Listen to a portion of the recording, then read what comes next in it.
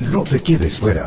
Aprende sobre fenómenos naturales, sus riesgos y planificación territorial. Cada martes y viernes a las 11 de la mañana con Cristian Farías en divoxradio.com.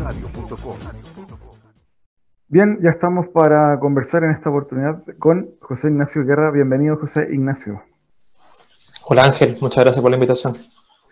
Te pido que te puedas presentar para que la gente no te ubica, te pueda conocer un poco tu historia y dónde trabajas hoy, etcétera. Vale, mi nombre es José Ignacio Guerra, soy chileno, vivo en Viña. Actualmente estoy trabajando como gerente de cadena de distribución y ventas de Geotab para Chile. Geotab es una empresa, bueno, ya vamos a hablar de eso más adelante. Soy sanzano, estudié en la Santa María, acá en Valparaíso, en la región. Soy ingeniero civil electrónico. Llevo 2 años en esta empresa y durante gran parte de mi primera experiencia laboral estuve 10 años y medio trabajando en Telefónica Chile, en distintos roles, distintas responsabilidades, partiendo por temas bien técnicos.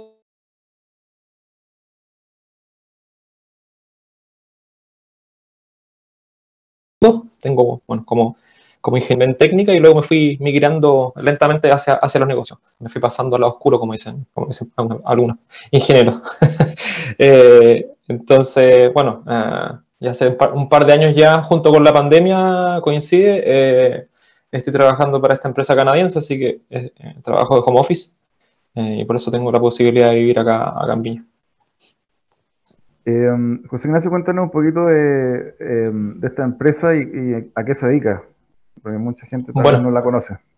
Sí, claro. Sí, la marca es poco conocida, más allá de que tenemos presencia en Latinoamérica hace más de 8 años, en Chile en particular un poquito más de 6. Es una empresa que se dedica al desarrollo de soluciones para vehículos conectados a Internet, principalmente relacionados a gestión de flotas comerciales.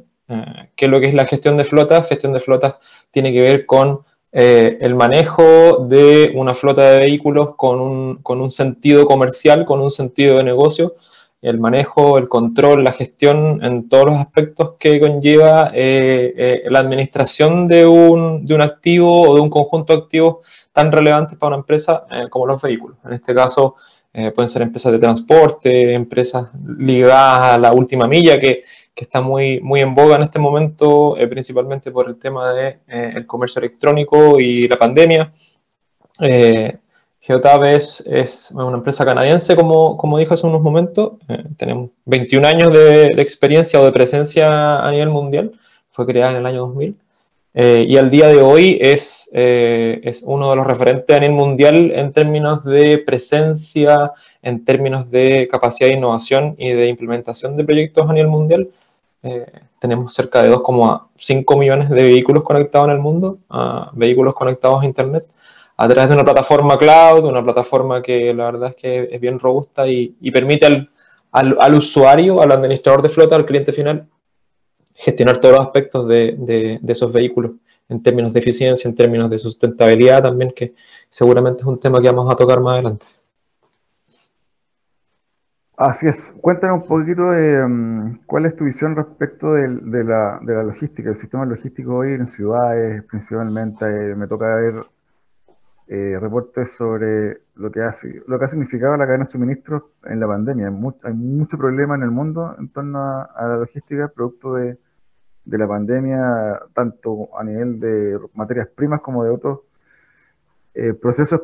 Y ya que ustedes están en ese mundo, cuéntanos cómo lo ven esa temática en el mundo. Sí, ha sido súper relevante y súper complejo el último año y medio para todas las empresas relacionadas bueno, hay varios aspectos de la logística que han afectado, algunos son súper visibles para la gente, para el usuario final, y otros que están un poco invisibilizados. Principalmente esto, bueno, los expertos, los analistas lo atribuyen al cambio de, ¿cómo decirlo?, el cambio de paradigma o al cambio de costumbre en términos del consumo. Finalmente, al inicio de la pandemia, por el tema de la cancelación de las clases presenciales a nivel mundial, la demanda por, qué sé yo, equipos electrónicos, principalmente tablets, computadores, la verdad es que, computadores personales me refiero, la verdad es que aumentó de forma exponencial y no fue solo en un país, solo en una zona en un momento, sino que se dio a nivel mundial muy, muy transversalmente, lo que obviamente provocó un primer atasco o más bien se acabó el stock finalmente de equipamiento electrónico. Luego la demanda se mantuvo, por lo tanto la demanda por los equipos o por los componentes electrónicos que están dentro de estos equipos, valga la redundancia, semiconductores electrónicos finalmente, provocó un estancamiento, una disminución bastante considerable en el stock a nivel mundial. Eso también se vio reflejado en términos, con el avance de la pandemia en términos de cualquier cosa. Finalmente, al día de hoy, el abastecimiento, sobre todo desde China, está súper lento. ¿Por qué? Porque hay pocos barcos, porque hay mucha demanda por distintos materiales. Ustedes han visto ahí cómo han subido eventualmente, no sé, la madera, siendo que somos un país forestal, cómo han subido algunos materiales de construcción, muchas cosas que son en algunos aspectos importadas o tienen que ver con la cadena de distribución a nivel mundial, se ven impactados. Para nosotros en Geotab, el tema de los semiconductores electrónicos, al igual que a la gran mayoría de la industria relacionada a los electrónicos, la verdad es que nos afectó mucho. Ha estado ahí el tema del abastecimiento bien difícil, ya lo estamos sobrellevando hace bastantes meses, pero no ha sido fácil.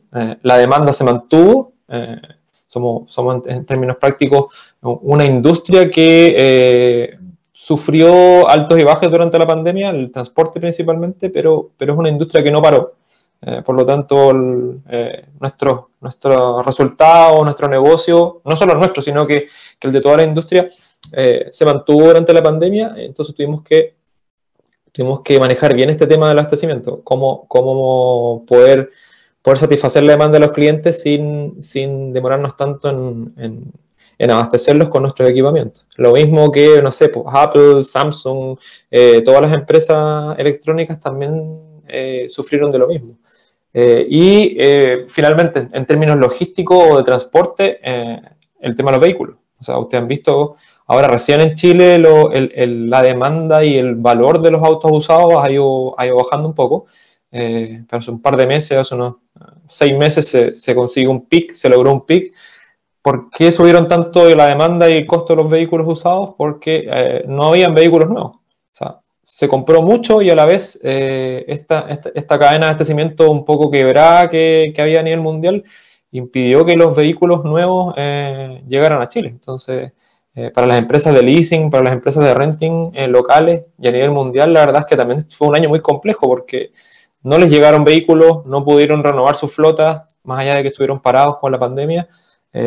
Y tuvieron que también resolver estos temas un poco en secreto, poco visible para el usuario final, pero la verdad es que fue bastante complejo. Recién ahora estamos, diría yo, volviendo un poco a la normalidad. Eso, bueno, ese concepto de volver a la normalidad también va a ser un tanto extraño en cuanto a que esta nueva normalidad va a tener también ciertos cambios. Por ejemplo, el e-commerce que explotó o hizo explotar el delivery de última milla. Uh-huh.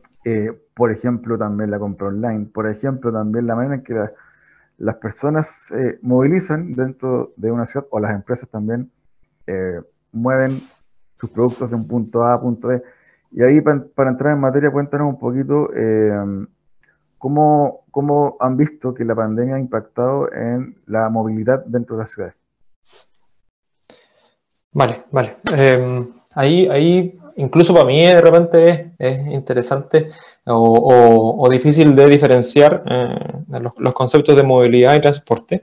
En términos generales se entiende la movilidad como los desplazamientos, sin atribuir un modo de desplazamiento. Los desplazamientos dentro de las ciudades, dentro de las zonas urbanas principalmente, de personas, de mercancías, de lo que sea finalmente, y el transporte vendría siendo el modo, el medio en el cual esos desplazamientos ocurren. En términos de movilidad, como concepto general, sin duda alguna, la pandemia también tuvo mucho impacto. Como bien dices tú, la normalidad, cuando uno habla de normalidad, efectivamente ya no es. Antes decíamos nueva normalidad porque se entendía que algunos pensaban que íbamos a volver a lo de antes. Yo creo que ahora está tan ya arraigado que no vamos a volver a lo de antes, que la normalidad ya se entiende como algo nuevo, algo distinto. Por ejemplo, en muchas partes, incluso acá en Chile, independiente de que somos muy dependientes de ciertos transportes, por ejemplo, en términos de ciudades urbanas, dependemos mucho, no sé, por poner un ejemplo, sin querer ser tan centralista, el ejemplo de Santiago, somos muy dependientes del metro y de Transantiago o de Red, en este caso, red de transporte. Durante los pics de la pandemia, efectivamente el metro, los buses en Santiago se vieron disminuidos en su uso, obviamente. Sin embargo, cuando ya hubo circulación, hubo un poco más de definición en términos de movimiento, qué sé yo, con el inicio de las primeras vacunas y qué sé yo, podemos ver que inmediatamente el uso volvió a mostrarse bien similar a lo que era antes, finalmente. Sin embargo, en muchas otras partes del mundo donde hay una alternativa, un abanico, o existía de antes, un abanico de posibilidades, de alternativas para movilizarse, el transporte público se ve bien afectado en algunos casos. En Norteamérica, por ejemplo, se habla de una crisis de los medios de transporte públicos que son financiados obviamente por los estamentos públicos correspondientes en cada ciudad, que están de cierta forma en crisis porque el uso de ellos nunca volvió a los estándares previos. Y en ese sentido hay una crisis en términos de cómo financiar esos medios. O sea, finalmente esos medios de transporte o esos grandes proyectos se financian con el uso. Y al día de hoy ese uso no volvió a la normalidad, usando de nuevo el concepto de normalidad. Y la verdad es que se están viendo un poco afectados en el sentido de qué hacer finalmente. Entonces, en las ciudades más avanzadas en términos de transporte y de movilidad, muchos otros medios de transporte fueron los que aumentaron su demanda. Llamémosles movilidad, eventualmente micromovilidad, por ejemplo, como los scooters eléctricos, perdón, las bicicletas, incluso también la pandemia ha sido muy negativa en términos de cómo ha vuelto a estar tan en demanda el uso del vehículo personal, el vehículo particular. O sea, la gente, me incluyo, o sea, en términos de seguridad, en términos de menor contacto con más personas por temas de pandemia, empezamos a usar el auto personal de nuevo. A salir, a utilizarlo de a uno, que la verdad es que es súper poco eficiente en términos de sustentabilidad, es súper negativo. Y la verdad es que los tacos volvieron en muchas ciudades. Acá en Viña, por ejemplo, antes era un tema de verano, ahora es permanente. Entonces, ¿cómo hacemos para paliar un poco esa nueva costumbre? Está difícil porque no somos un país que haya evolucionado tan rápido en términos de transporte. Entonces, no tenemos otras alternativas que no fuesen subirnos a una micro, eventualmente con mucha gente, usar el metro que siempre está en alta demanda. Lo mismo, impacta en términos de seguridad por temas de pandemia. ¿Qué alternativa queda? Moverse en auto, tacos y contaminación. Entonces es complejo. Hay que tener en consideración eso. También preguntarte, José Ignacio, para ir cerrando esta primera parte, tu visión respecto también de lo que comentabas tú, de la micromovilidad, que está tan de moda ahora, producto también de que, claro, la gente o ocupa el auto o ocupa un scooter porque no quiere tomar servicio público de transporte. Eh, Hemos visto desde startups extranjeras que han traído su sistema a ciudades como Santiago u otras, como también la venta de scooter. Y sin dejar de lado también la misma motos o bicicletas que hacen reparto, que hacen delivery de parte de empresas dedicadas a esto. Y ahí preguntarte, ¿cómo ves los desafíos o cómo es el futuro de la micromovilidad en las ciudades principalmente? Sí, yo creo que es un lindo escenario. Es algo que hace un par de años, independiente de la pandemia, no existía en ninguna parte y que ahora la verdad es que está presente bastante transversalmente en las principales ciudades del mundo. Nunca nos hubiésemos imaginado a lo mejor encontrar scooters disponibles ahí para subirse, desbloquearlos con una aplicación, después dejarlos en cualquier parte. La verdad es que principalmente los scooters son súper disruptivos en ese sentido. Es un medio de transporte junto con, como bien decías tú, las bicicletas que llegaron primero. Yo creo que en Santiago fue uno de los primeros países en Latinoamérica en tener red o redes de bicicletas en términos de movilidad como servicio, que se llama, que al final es un uso según la propia necesidad, está ahí disponible para todos. La verdad es que todo indica que son un medio o son una alternativa muy relevante y que es súper necesaria. Más allá de que tiene que ser, no sé si regulada de forma muy severa, pero tiene que ser, qué sé yo, un tema ordenado en términos de entorno de las ciudades, también es importante. Antes de la pandemia se daban casos en que habían zonas donde se acumulaban muchos scooters, por ejemplo, o muchas bicicletas y finalmente se transformaban un poco en puntos o en focos de inseguridad en términos de circulación de peatones por las veredas, también obviamente en términos del mismo entorno, no, obviamente una acumulación de scooters, algunos a veces quedan botados en la calle o en la vereda, las bicicletas lo mismo, no se verían finalmente desordenados, impacta un poco en cómo la ciudad funciona. Pero más allá de eso, que tiene que ver también probablemente con el acostumbramiento, la gestión del cambio de la gente que los utiliza, para mí yo creo que son súper relevantes, creo que son la respuesta justamente a la dependencia del automóvil, idealmente poder sumarlos a las iniciativas o las estrategias de movilidad del gobierno, de las entidades públicas a cargo, que no solo sean soluciones del mundo privado que aparecen y desaparecen un poco sin una, ¿cómo decirlo?, una estrategia más de alto nivel. Eventualmente que haya una relación, una unión, una colaboración público-privada que también se ve como, o se destaca como en muchos aspectos de las nuevas ciudades, de las ciudades modernas, de las smart cities, digamos, se destaca como una necesidad súper importante, clave, la colaboración entre las entidades públicas y privadas. Entonces acá, usando el ejemplo de los scooters, de la micromovilidad, tiene que ser planificado, tiene que ser conversado y trabajado en conjunto con las entidades públicas a cargo del transporte público. Entonces, ¿cómo complementamos? ¿Cómo nos ayudamos a resolver las dificultades o los desafíos de la movilidad en las ciudades? No al revés. Hasta al día de hoy yo creo que han evolucionado, han avanzado las soluciones de micromovilidad, como bien dices tú, algunas locales, algunas internacionales, multinacionales incluso. Sin embargo, poca conversación yo te diría que ha existido con las entidades públicas. ¿Cómo trabajamos juntos finalmente? Lo mismo pasó con, qué sé yo, con las soluciones de movilidad como servicio en términos de Uber, qué sé yo, Cabify, lo mismo. Inicialmente fue más una guerra contra lo existente que una colaboración.